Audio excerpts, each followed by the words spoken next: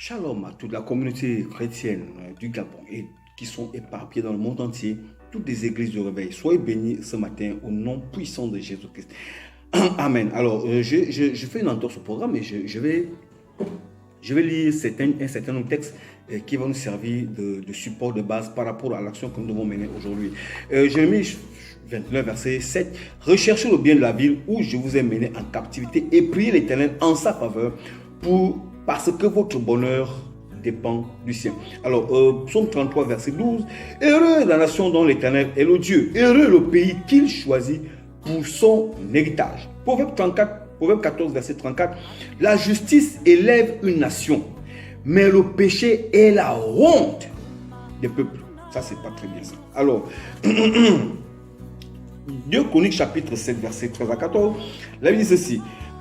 Quand je fermerai le ciel et qu'il n'y aura point de pluie, quand j'ordonnerai aux sauterelles de consumer le pays, quand j'enverrai la peste parmi mon peuple, si mon peuple, ceux qui est invoqué mon nom, s'humilie, prie et cherche ma face, et s'il se détourne de ses mauvaises voies, je l'exaucerai des cieux, je lui pardonnerai son péché et je guérirai son pays. Alors, 2 Rois chapitre 2, verset 19.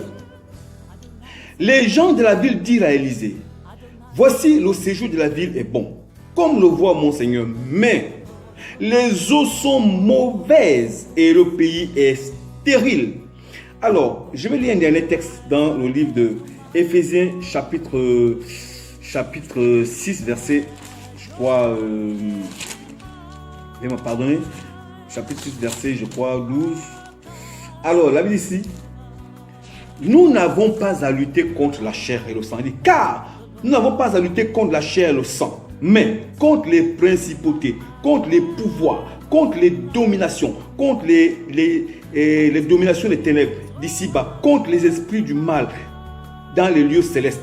Et c'est important de le savoir, parce que on n'a pas à lutter contre la chair et le sang. Je vous invite solennellement, toutes les églises du réveil, toutes les églises pentecôtistes charismatiques du réveil, qu'ils soient du Gabon, qu'ils soient hors du Gabon, tous les chrétiens qui sont gabonais, toute la diaspora gabonaise chrétienne, qui ont bâti l'œuvre des œuvres chrétiennes dans tous les pays du monde entier, où Dieu vous a amené pour s'établir.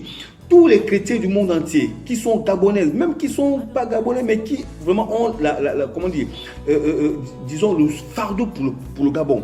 Je vous invite solennellement à nous élever tous ensemble et à prier, à nous humilier et à demander pardon comme l'avait fait Daniel, pour que Dieu entende et pour que Dieu exauce, afin que ce pays soit guéri, afin que les eaux soient assainies, afin que les sauterelles, que le pays ne soit plus stérile, que les sauterelles ne viennent plus pour dévorer, afin que ce pays vive dans la paix et dans la justice, et que la justice s'élève dans cette nation, parce que l'Église s'est levée pour prier.